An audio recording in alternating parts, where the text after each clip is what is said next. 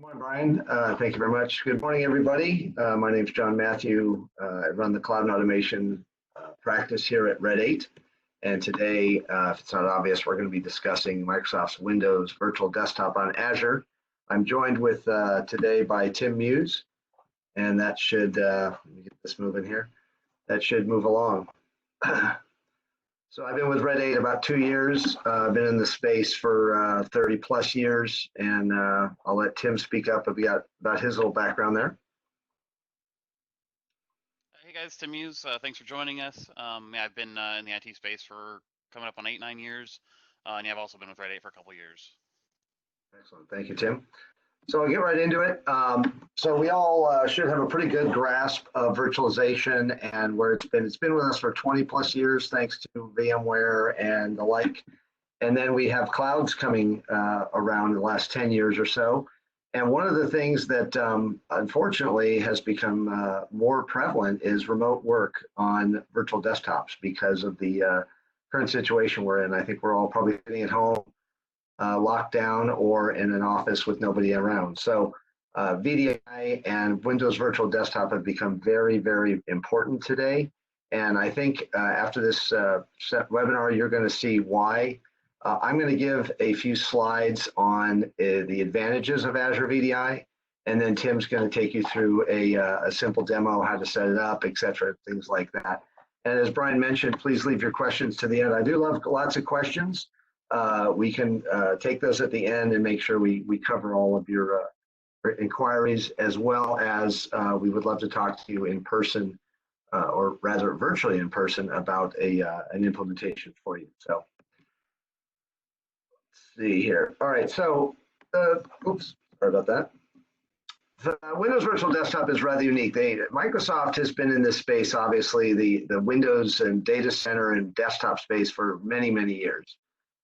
We all know that if you've been around a while, you've seen the comings and goings of Windows 3 and 7 and 10 now, as well as the server environment, right? Windows Server, Windows NT. I'm taking us back a while, as well as now we've got Windows 12, 2020 coming upon us.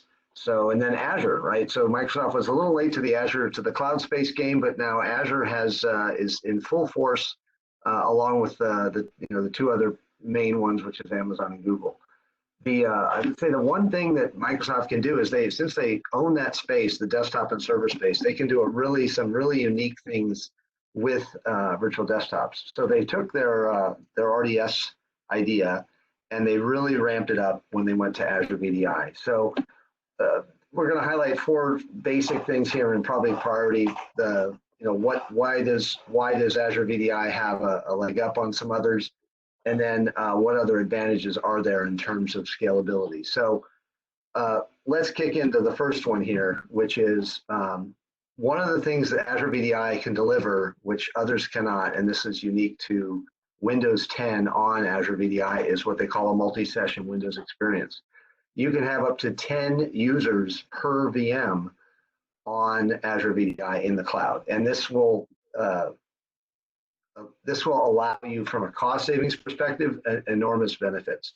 So, for example, instead of having to spin up 10 small VMs, I just need to spin up a medium-sized VM and give 10 users access. So if I have people that are just doing Word, Excel, maybe some SaaS applications, I don't need to give them a full-size VM in the cloud. I can cut my costs substantially down by doing that. So the other thing, and those numbers are easily gotten to, and we can work with you on figuring out what the best sized VM is for your workloads, right? And Azure and Microsoft provide some nice widgets around that as well. So the other thing that's really interesting, and I know this is a leftover from RDS days, but you can actually not have to give users an entire desktop of workability. You can give them literally their own applications, right? So for example, I'm going to break out of the presentation mode of PowerPoint, and you're going to see that I'm actually running a version of PowerPoint from Azure VDI. This is not local to my desktop. This is running from the cloud, as well as this here, and Tim will go more over this. I now have a list of apps that I can get to that are available to me, via this this GUI here. So I can run this as a web client, I can run this as a desktop client, but the advantage here is immense from an admin perspective. You don't now need to install apps on the VM itself. You can share them remotely, and Tim will go over more of that. One of the unique things I think is special is IE. I know we have a lot of companies with IE apps still in the company, and you could literally just give them IE but not have to install it on everyone's desktop. I think that's an important aspect of this to show. The other thing that's really exciting about Azure VDI is the fact that Microsoft is going to give you Windows 7 updates in the cloud for 3 more years. They are basically doing everything in their power to get your desktop into the cloud, and in doing so, they're going to do the multi-session, they're going to do the apps, and they're going to now extend Windows 7 into the cloud, only into the cloud. They're not going to do that on your local on-premise desktops. Again, they are trying very hard to get you over there, which is, I think, a good idea. So the other, talk about some savings here from the multi-user, right? So you've got the cloud scalability plus the cloud flexibility from a purchasing perspective. So if you purchase things at reserved instance, for example, you can save immense amount of money, almost over 50%, depending on how you do it. You have a lot more flexibility in networking. You can adjust your spend. So instead of having to spend, let's say you don't know how many users you're going to go with remote, you can opt to scale that up on demand. And Tim will show a little bit of that as well. Licensing. The other thing that's exciting here is the fact that when you have a Microsoft 365 license, you now get an automatic license in the cloud to run Azure VDI. What that means is that if you had a regular Windows 10 enterprise license without software assurance, and you want to go to Azure VDI, you have to buy another license. But if you join into the Microsoft 365, and it gets a little confusing, you now get a license to run in the cloud. And I have a little slide on licensing at the end. And obviously, you don't have to have people running around to desktops to do this.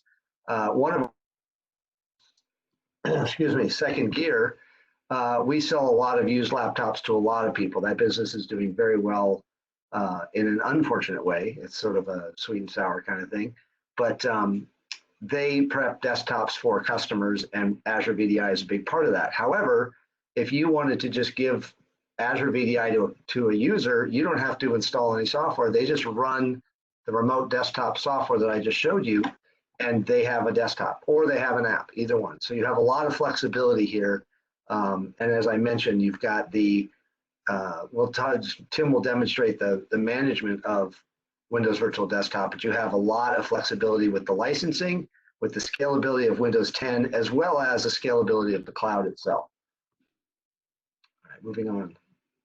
The other thing that Microsoft did a while ago, they bought a company that really optimizes user profiles, essentially is what it comes down to. And they've really baked this in to be very, very efficient. And this gets important because if you have a user that's using a lot of Office applications, their profiles, their drives, their mail, let's just say Outlook PST files or Outlook OST files, every time they spin up a desktop in traditional VDI, you'd have to either connect to an SMB or something, something very network intensive. And Microsoft has picked up a product in the last 2 years that has really optimized that. And that, again, gives you a lot more flexibility. So once that is all set up, you can scale your desktop cloud as fast or as slow as you want, and it's the same experience, but it's very good experience. That combined with their OneDrive and all of the Office features really get you a good experience. Again, we'll touch back on a little bit on the RDS environments. So Microsoft RDS environments, for those of you that have them, we can help you migrate those. Those come across pretty easily. Those licenses are also available to come across for you. It makes it very straightforward.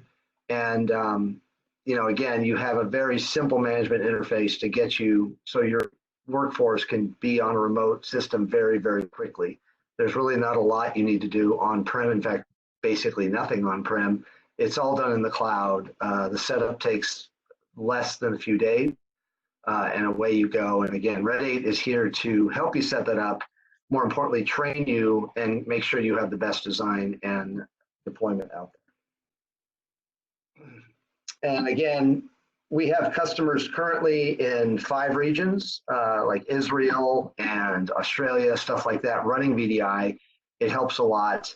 It lets you, so if you have East Coast users versus West Coast users, the cloud gives you that flexibility to have your desktops anywhere you want. And again, these are desktops that, if it's not your custom image, then it's an image supported by Microsoft, which means it has all the patches, all of the updates, all that you can do. And Tim will talk a little bit about how to update those desktops and how easy that is moving forward. Let's see, what else do we have? We have, again, I mentioned the real benefits here. So you've got management from the cloud, which gives you almost infinite scalability, right? So you can spin up 10 or 10,000 desktops very, very quickly. You've got the extended support from Microsoft for security updates, which again, as you know, as long as we knew about that upgrade coming, a lot of companies are still running Windows 7, which is a great desktop. But again, you want to make sure you're up to date on security patches, because that's a big part of it.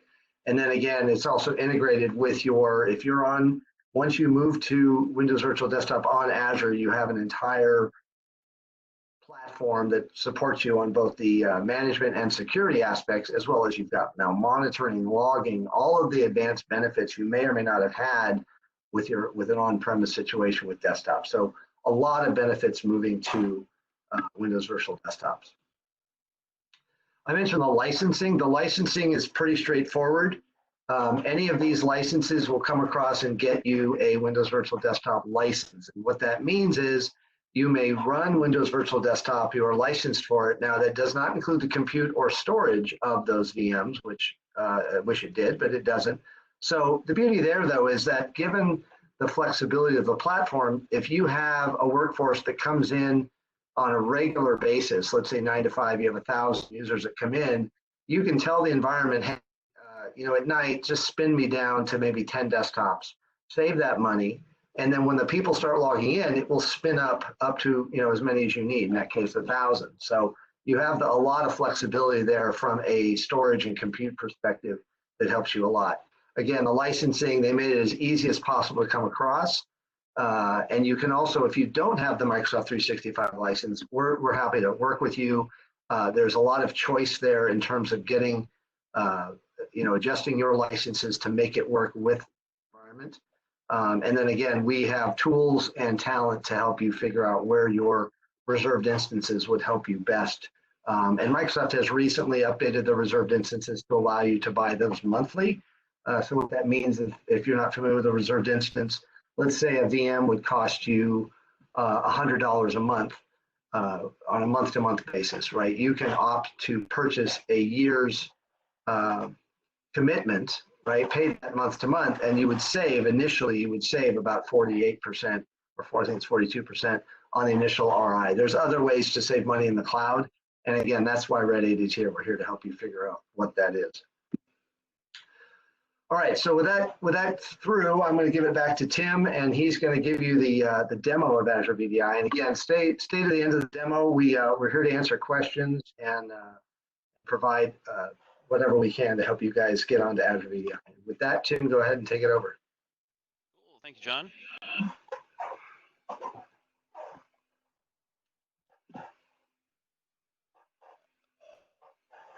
So I'm going to. Oh, John, we're getting some feedback from you. Thank you, John. So I'm going to kind of keep this short and simple. The reason being, Azure VDI is actually a very simple app, very simple to run. There's kind of 5 steps to it. You start kind of with your image creation. And what that is again, everybody knows VMware, so you create images in VMware. Azure is the same thing. So you'll notice here I've kind of got a single image. When I'm running VDI, it will automatically just pull this image, spin it up. So I have all your customizations in here ready to go. The next part, when you're spinning up Windows Virtual Desktop, is you have to create a tenant, and a tenant is a global thing. It's kind of like Microsoft's management plane of this. That includes your load balancer, that includes your scaling, that includes like the primary interface that everybody will log into.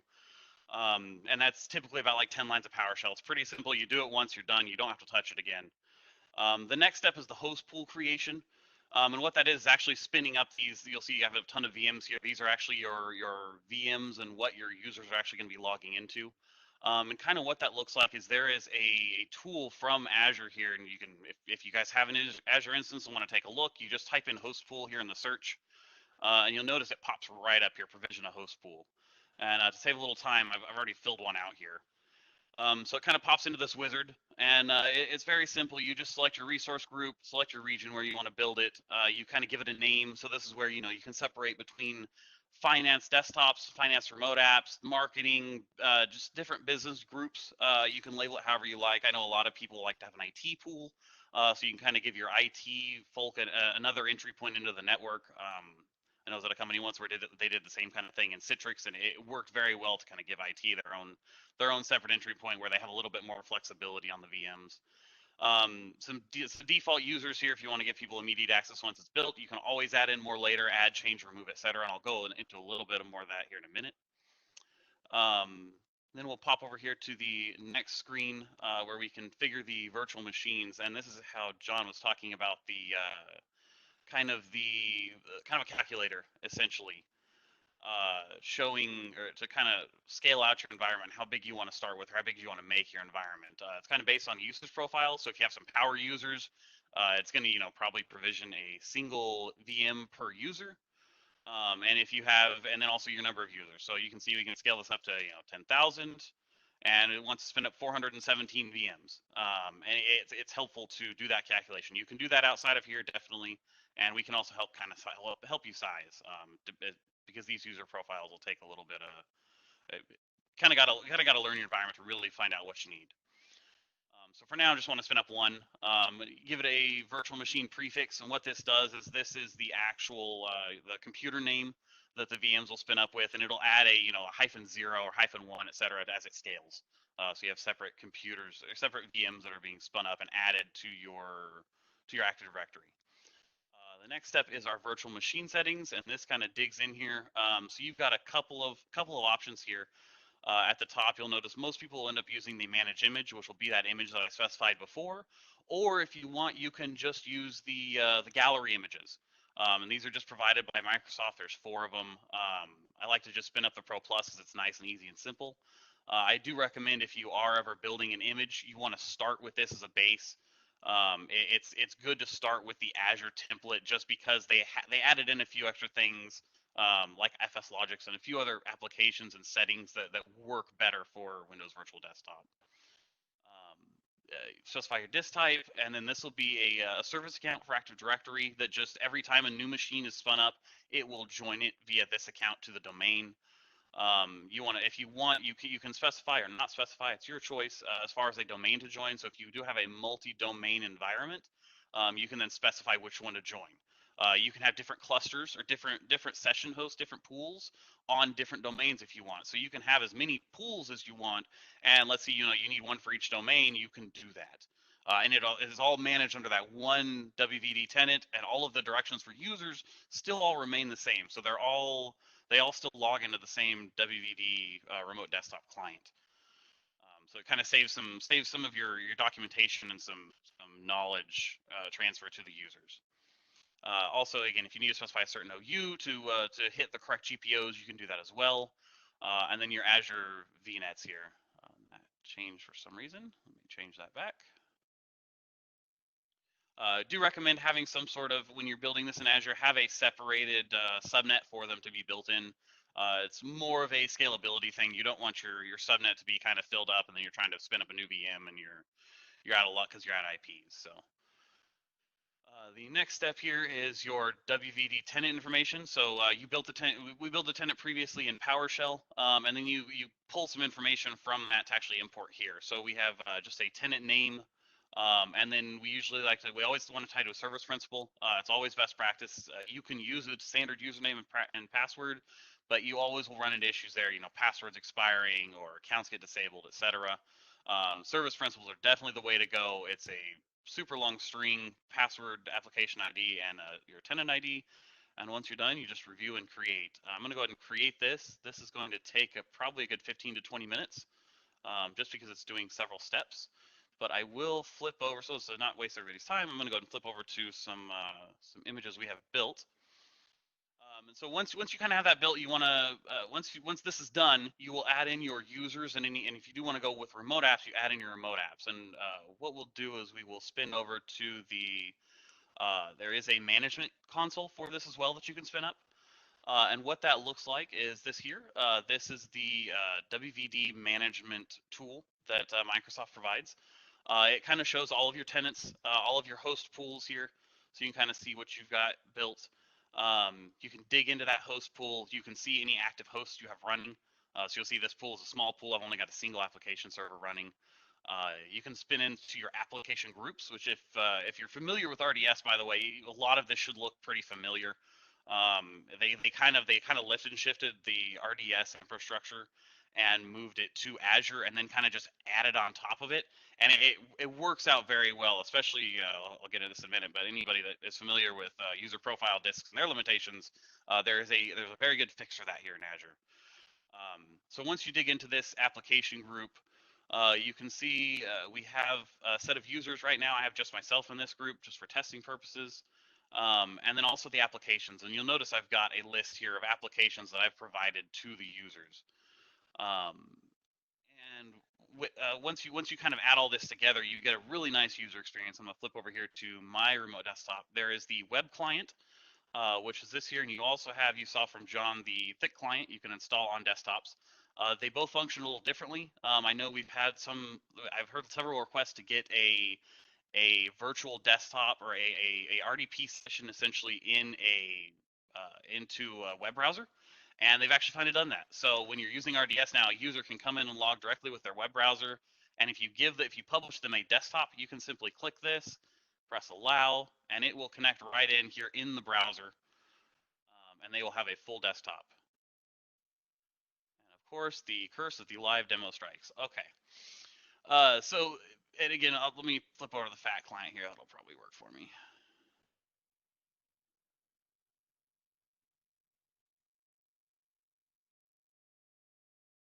Yeah, so here's my virtual desktop.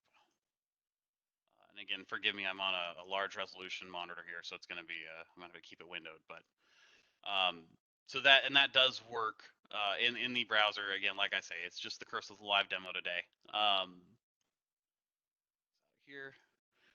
And then one other thing too is John kind of mentioned, when you have publishing Internet Explorer is a common thing I've seen in RDS specifically, and the beauty of that is because you have all of these on-premise applications, and extending those to your users can sometimes be a task, especially if they're at home. Another cool part, and I know I'm sure some people figured out how to do it on RDS as well, but you can also just add in direct shortcuts. So for example, here as an IT person, I want access to my Palo Alto. So I can open this up here on the FAT client, and as you can see, I got credential login here.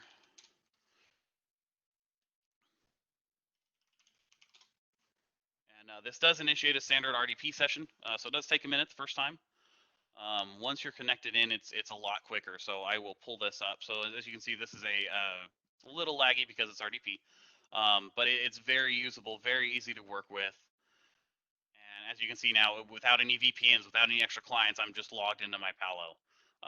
Like I say, once you have this going, you can then say, let's say, oh, I also need PowerPoint. You know, I can spin up PowerPoint in a matter of seconds because that RDP connection is already established.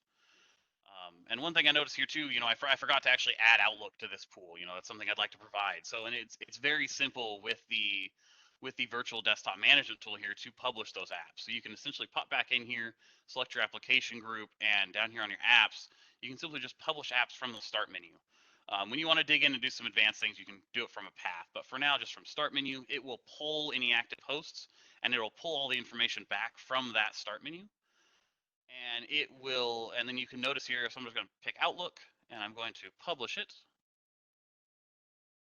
And within a matter of seconds here, so the Outlook has now been published, and I can flip back over to my client here, or I can actually pop over to my, let me close this, go back to my FAT client, and I can refresh this. Take another second here to refresh.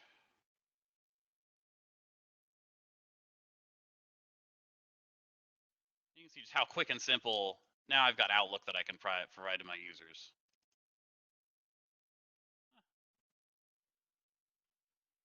Refresh this page. Hey, Tim, while that's loading, just a quick question where you're working on right now. So right now, is PowerPoint running in the same VM as the Palo IE instance? That is correct. So this all runs in the same instance. You can have separate host pools as well. If you want to spin them up in separate VMs, let's say you want to create a dedicated IT space. It kicked me out because I was logging in separately. That's probably why it was failing me earlier. You can log into, you can create multiple host pools. So let's say you want to have kind of like a PCI compliant host pool. You could create that host pool, create limitations around it, and give a user access to multiple host pools. So when you do that, then you can secure any applications you need to secure, and then also applications like Outlook that you don't need to be so secure or stringent about. You can have that in a separate host pool. And as you can see, we've got Outlook spinning up here. I'm gonna go ahead and cancel that for now. So like I say, I want to keep this short and sweet. Once you kind of have all this done, and you have a remote desktop working here. There's some kind of the secret sauce here, which unfortunately is kind of hard to demo, and I had actually a resource crash earlier. I can't display, but I have there's stuff like, if you've heard of it, called FS Logics, and what that does is it kind of allows in RDS, if you're familiar with it, there was this big problem where when you have all these 50 desktops and you want to synchronize user files, you either had to come up with a way to push files, push all of the user, like desktop, my docs, etc., all of their folders to to another location and have them all stored there, which it worked for the most part, but you kind of lost a few things there. Or you could go the user profile disk method, and there was a lot of issues there around it, the user profiles disks being locked all the time, and you could only load it up into a single VM. So if a user logs out and logs back in too quick, and they get sent to another VM, you have these weird issues. And the cool part about FS Logics is it does kind of really containerize the profile, and it's still done via just a standard SMB share. You can create all of that in Azure, have it all cloud ready and cloud focused. But it allows multiple logins. So if they're part of multiple different host pools and they're actually logging into separate VMs, they're still working with all of their files in one spot. So you could spend, they could be logged in, they could have 50 different host pools and logged into all 50 of those separate host pools, running different applications or doing different tasks, but ultimately they all tie back to the same My Documents, the same desktop, the same everything else. And you'll still want to segregate those out depending on what's going on, just because app data, you want to kind of keep a little separation there. But it really adds that flexibility that the on-premise RDS or the RDS in Azure has kind of been missing. The next thing that John kind of mentioned as well is auto scaling. And that's done via a logic app, which I unfortunately had to kill earlier, so I can't really show that. But what it does is you throw in a bunch of parameters, and yeah, if you have a 9-to-5 workforce of 1,000 users, you can say, okay, at 8:30, I want to spin up 900 or 1,000 VMs. And then, okay, 5:30, what it'll do is it will hop in and look at the it'll start analyzing and seeing, okay, so out of these 1,000 hosts I now have spun up, how many have 0 active users? And it'll say, okay, 500 of them are completely done, everybody's gone for the day. It'll just kill all those instances, and they will be gone and done. And then it'll wait until the next day when you want to spin up those 1,000 instances again, and you're not paying for that window between 5 in the afternoon and 8, or 6 in the afternoon and 8 in the morning. And you can have it run all night. So as people log out, let's say somebody stayed late and they're working till 8, it'll keep running until they're done. And okay, and it'll keep killing machines off as much as it can until you get down to a set threshold. So let's say you want to keep 50 of those 1,000 machines running, in case people log in at night or something like that. You can have it leave those running for you. And I think that's kind of the secret sauce of Azure, and kind of what Microsoft has done to really create some good flexibility using the cloud. And it's an exciting time. Let's put it that way. I think, Brian, if we have any questions, we can rotate over to those. Yeah, so a couple different questions. So one from Jackson Allen. Can you leverage, and I know John answered in the chat, but I just want to make sure everybody heard. Can you leverage Azure MFA with this solution as you can with the traditional RDS environment? I'm not sure if that's, okay. Yeah, absolutely. I could demo that real quick if we need to, but essentially when you're logging into this portal, it will prompt for MFA. Let me.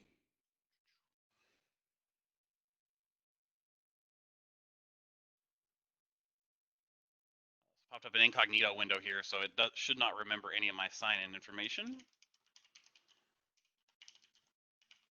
And the cool part, again, since it's using Microsoft Management Plane, it will do that before you actually even get into the VM. So you'll see I'm going to get my prompt here. So I do have my Authenticator app on my phone here. I'm going to go ahead and approve that.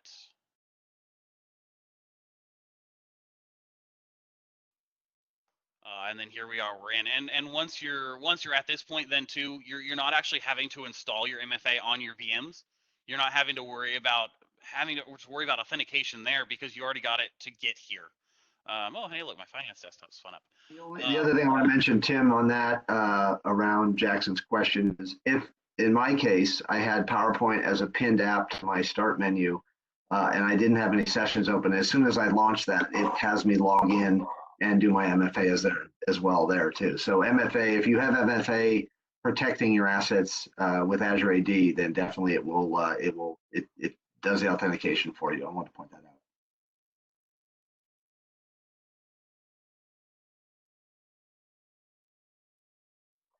Other questions, Brian? Okay, yeah. Maybe one for you, John. John Lightgeb from Kingston Technology asked, is the VDI licensing named or concurrent? Not sure. I believe it's concurrent. That's a good question. I think the way we have it set up right now, it's concurrent. I believe there's a conversion from named to concurrent when you convert, if you convert those RDS. That might be a longer conversation with the customer. Okay, and then another one, where do you upload, manage your own custom images? So I would recommend when you're dealing with custom images, it's definitely a thing. You can create them on-prem. Being Microsoft, they are trying to focus that if you are going to upload an image, if you have an image already, it will need to be converted to a Hyper-V format, the VHD format. And then once you do that, you can actually upload it directly to the Azure portal here. I would recommend, though, if you have an image you're already using, by all means, let's take that image and modify what we need to do to get that into Azure. If you're starting fresh, I would highly recommend actually just spinning up a new VM here in Azure. You'll notice that's kind of what I did here. I just spun up a WVD image test, and then I made the customizations I want to it. So, I installed applications, I tweaked a few settings here and there, and then you can actually just pop in here and hit capture. And once you hit capture, it will just convert this image over. It'll convert this VM over. You just sysprep it, hit capture, and you're done. And then it stores it in Azure ready to go. Perfect. And then another one, does Azure offer any kind of GPU virtualization for desktops? It does, and that's when you get into let me pop back in here. There's a couple extra custom steps you have to do in here, but it should support that. But that is also where you kind of get in here too when you're looking at power users and kind of what they can do. If we need to look at GPUs, let's definitely have a discussion, but they do have options for that. Just about any VM that's available in Azure, includes GPU, is available to the host pool. Yep. Awesome, thank you. And then another one, can my users leverage thin clients when using Azure VDI? Yes, definitely. So again, because this is kind of based in the RDS technology in the RDS world, most thin clients will already support this. Sometimes you'll have to make a few tweaks, but essentially any of them that are running like Windows 10 or Windows 7 embedded will definitely support it. As well as there's a few others out there now that are starting to kind of build it into their image or build it into the base of the thin clients. The other thing I want to point out to everybody is the fact that in Tim's demo, we in the Red8 space, we have you'll notice red8cloud.io is our lab domain. Our lab is linked with a VPN up into Azure, so all resources that are in Azure are accessible, as well as everything in our lab, which would be equivalent to on-prem. So hooking that all up makes it great. This isn't sort of just moving my desktops to the cloud. Even though the desktops are running in the cloud, I would have full access to the on-prem resources. So if you had an on-prem web app or something that required IE, you would run the app on the premise, but your desktop would be in the cloud. So a lot of flexibility in that regard too. Yeah, so just along the same vein too, just kind of confirming here, this Palo Alto is actually running in a physical lab. This is a physical Palo Alto I was connected to here, not anything in the cloud. And it's doing full inspection for all of the VDI desktops as well. That voice was from Garrett Scott, our director of security here at Red8. So thanks for hopping on. And then one more question, Tim, not sure if you can, but can you show a little bit more of how admins would manage individual user desktops, troubleshooting, for example? Yeah, so if you ever have an issue with a desktop, you'll need, of course, track down first which users are logged in where. And for that, so I'll actually pop back here to the management tool. You have, essentially, I can pop in here and I can show user sessions. You can see here, I'm actually connected to this machine, logged in using remote app, and I'm active. So if you have once you have multiple machines here, let me see if this will load. It's a, there we go. And John, I don't know if you're still logged in here. Yeah, I can pop open I'll pop open a remote desktop. Oh, we still see here, actually, you're active. So again, you can see John's here, and then here's another image. We can see our user sessions here, which this one doesn't have any at the moment. So that's kind of a way you can see it. And then once you have that, you can either connect in via RDP if that's your preferred method, or you can also pop in here via Azure and connect to the desktop. So if John was having an issue with WVD app 0, I can easily pop in here, pop into the actual VM, connect, and depending on how your Azure setup's going, RDP or Bastion.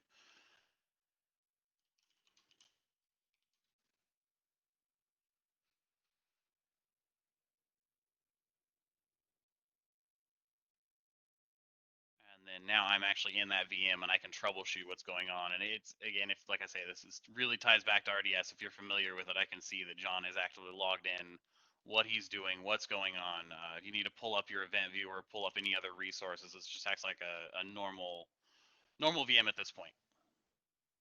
I think it's also important to point out that since it's all based on Azure, you get the out-of-the-box monitoring and logging of every VM and what it's doing. So you could add that to your Azure dashboard, roll that into your other monitoring if you had it. Again, there's a lot of advantages of the cloud that you get out of the box that are taken for granted. I just want to make sure we point that out. A lot of people, probably nobody has monitoring at the desktops running on a regular basis, but you definitely get to see what's going on, network traffic. Again, to Garrett's point, as well as default in Azure, you can get logs going in and out of the network. So you've got a lot of stuff there. I see another question coming by about egress and ingress charges. Yes, so any network traffic is applicable out of the cloud. For those of us that don't know anything, they'll let you put it in the cloud for free, but if you want to get it out, they charge you. Egress charges are really cheap, though. I would say they're probably the cheapest cloud charge you'll find. Then again, though, given the application, it may we'd have to look at that and see. And again, that would show up as a graph and in your billing statement. We can do some. We can help you figure that out as well.